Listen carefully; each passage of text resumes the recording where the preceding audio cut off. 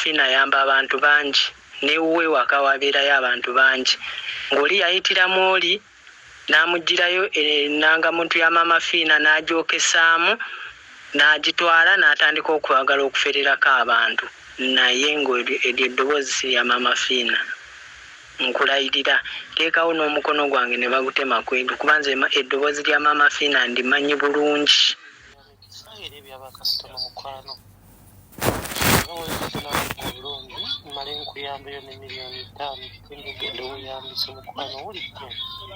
Mpulidde maama naye kati nyinza kukola ntya mbutuufu kubanga otuuka n'ogezaayo. Onayo sente z'akabaani n'enkuza bajjajjawo bye ngenda kukozesa nga nkutabalira ebyoto. Nkuwe namba kobo ziteeka ereeta amanya gange kennyini nanti ziseeko nsobola okuyamba mukwano. Ngenda kuyamba bayo n'obukadde butaano n'ebitundu ogende weyambise. Eno paati 2 ku story gye nakoledde eggulu eya Maama Mafiina ey'omufere akozesa national ID ya Maama Mafiina nga profile pikiye. On top of that ne sente akugamba ozisindike ku namba y'essimu ereeta amanya ga Namutebi Silivia kyokka ffenna nga tukimanyi bulungi ge manya ga Maama Mafiina. Olunaku olw'eggulu nakoledde story naye w'ogendayo mu video zange ze nakoledde olunaku olw'eggulu story eyo YouTube yagiggyeeyo olw'ensonga ze yampadde ko nze kankolere story epaati 2 nkuteremu n'amaloboozi ag'omuntu oyo yeefula Maama Mafiina n'afera abantu naddala ku WhatsApp ne ku Facebook ezo maze n'enfuna bwino omulala n'omuvubuka omulala olwalabye story eyo nga tebannababeera nga bagijjayo aba YouTube naye n'ateekinga concern okubeera nga ajja naye agatteko eddoboozi nti ddala kituufu omuntu oyo naye yali agezezzaako okubeera nga amufera. Ensonga zineno ziggwera wanagambye olunaku olw'eggulu nga wengenda okuzanyira amaloboozi ago paka gye gaggwerayo gwe oŋŋambe ti ddala kituufu eryo eddoboozi lya Maama Mafiina oba si lya Maama Mafiina. Naawe waliwo omuntu yenna yali agezezzaako okuferera mu linnya lya Maama Mafiina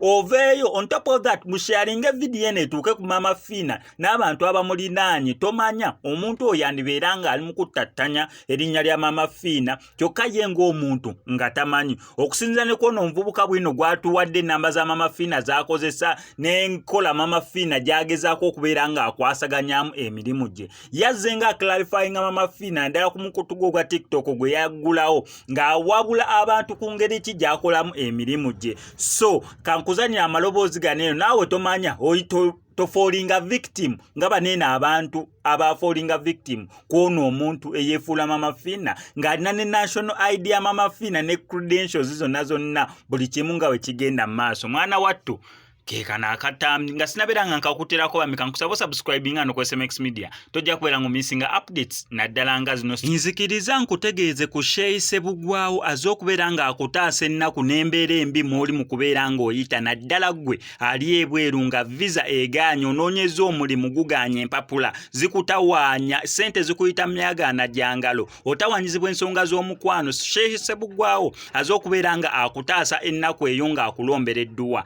mukubireko kwe namba y'essimu tojja kubeera nga wejjusa.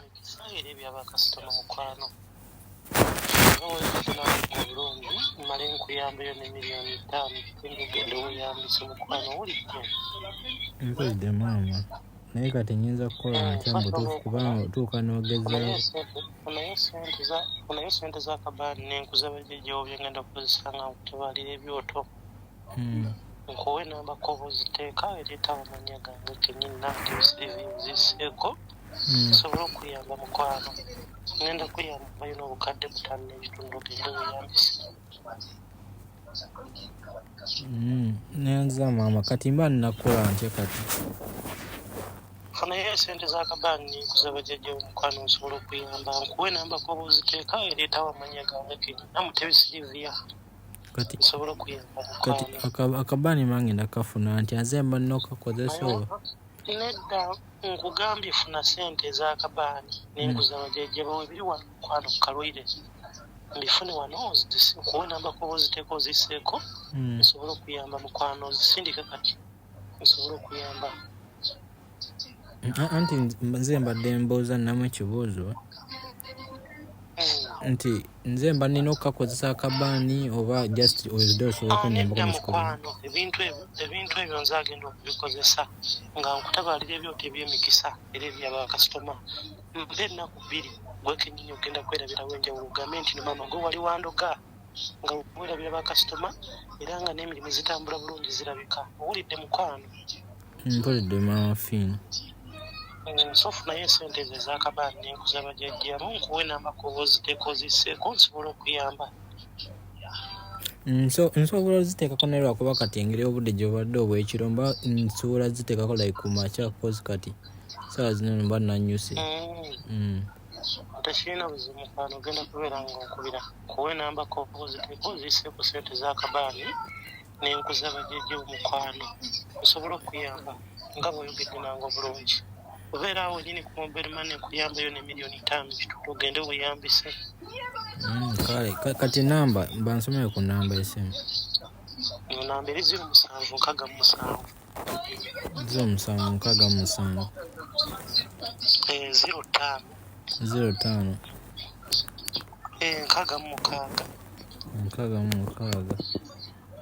6 n'esembe ya 26 yeeyo mukwano leetawona Mutebi Sylvia Ganga kenyini. N'esembe ya 26 sembe ya 26. Kale kati kitegeeza nkyamma nsobola okukubirako mba nsobola okufuna like kubawo kyemusuubira oyinza okuba oli busy. Ogenda kubeera ng'onkubira kasita oba mpulidde nti kusaawa bweziti ngenda kubeera nga nziteekako. Sima bwe naba kati ntuuse enkya nga nkedde nga nfunye emmotoka then nja kuba nsobola nja kusindikira message nkubulire kati nti ngenda ku molo nsobola ozisindika. Mpozi kyesitategedde nti mbadde ngenda okubuuza sente mmeka mbadde nirabye kibuuza. Kale maama kasita oŋŋambye nti nenamba njifunja kunfundika enkuza bajjajjabo za $6,000 kale $16,000 naye wateekako ezijjako $15,000. Kale maama so kati kye 16 kitundu okuteekera sente z'okumakya sindika enamba yonna manyi gereeta eyange njikusindikirewo gisindike ku WhatsApp n'amanya gereeta kwengenda okuteekera sente z'okumakya ng'onkubidde naye ku makya saagala olwewo njagala onkubire ng'obudde tebunnaba kugenda njagala ogezeeko nga bwekisoboka oyanguweko ogendewo mukwano.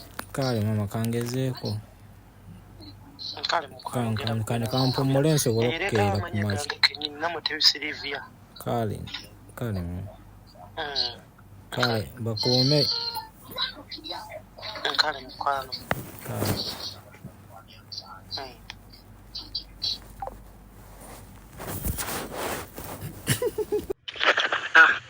Mukulu gye baliko gye bali emirimu gy'otusaako engalo enamba yo ntijje ku YouTube ku nsonga ya Maama Fiina nti oli akozesa National ID n'afiira abantu.